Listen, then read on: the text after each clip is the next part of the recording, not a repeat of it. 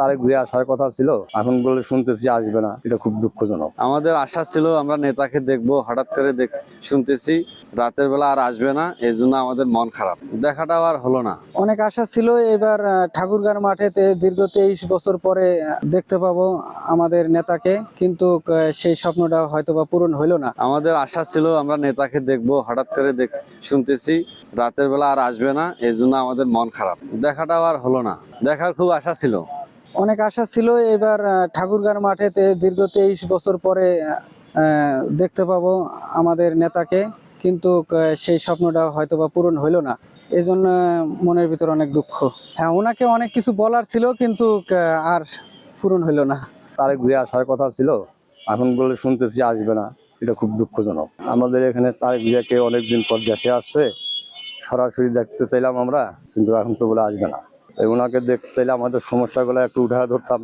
আমাদের এখানে ঠাকুরগাঁ জেলায় একটু উন্নয়নের একটা বার্তা চাইতাম।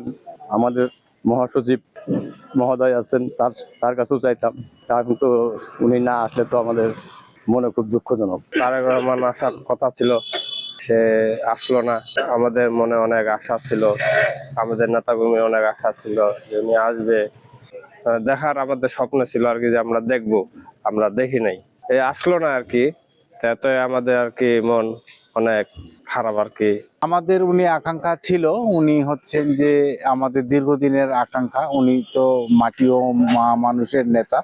উনিও হচ্ছেন যে ওনাকে দীর্ঘদিন উনি 16-17টা বছর উনি বাহিরে ছিলেন। আমরাও আশা করি যে উনি আসলে আমাদের অনেক আশার প্রতিফলন ঘটতো। সেই ক্ষেত্রে উনি আসলে আমরা অনেক আনন্দ পাইতাম, ভালো লাগতো, আমাদের মন হৃদয় জুড়ে যাইতো, ভালো লাগতো। উনি আমাদের নেতা, আমরা ভালো মনে করি যে আসলে আমাদের ভালো লাগতো। আমরা অধীর আগ্রহে অপেক্ষা করছিলাম যে আমাদের দলের চেয়ারম্যান আগামী 12 তারিখে ঠাকুরগাঁ রাত্রি যাপন করবেন, আর আমাদের আগামী 13 তারিখে সকাল 10টার মধ্যে আমাদের গণদোয়া মাহফিল অনুষ্ঠান ছিল। আমরা সবাই অপেক্ষা ছিলাম এবং প্রস্তুতি নিয়েছিলাম মোটামুটি ভালোই। প্রায় লক্ষাধিক মানুষ এখানে সমাগম করতে ওনাকে দেখবার জন্য। উনি আমাদের ঠাকুরগাঁতে দ্বিতীয়বার আসবেন। 23 বছর আগে উনি আমাদের ঠাকুরগাঁ এসেছিলেন। 23 বছর পর আমরা তাকে দেখতে পাচ্ছি তারেক জিয়া এবং চেয়ারম্যান হিসাবে। আমরা গতকাল রাত 11টার সময় নিউজে পেলাম নির্বাচন কমিশনের অনুরোধে এই প্রোগ্রাম স্থগিত করা হয়েছে। আমরা মর্মাহত, তবে আমরা প্রত্যাশা করছি ইনশাল্লাহ আগামী নির্বাচনে জনসভায় আসবেন, আমরা এই আশাবাদ ব্যক্ত করছি।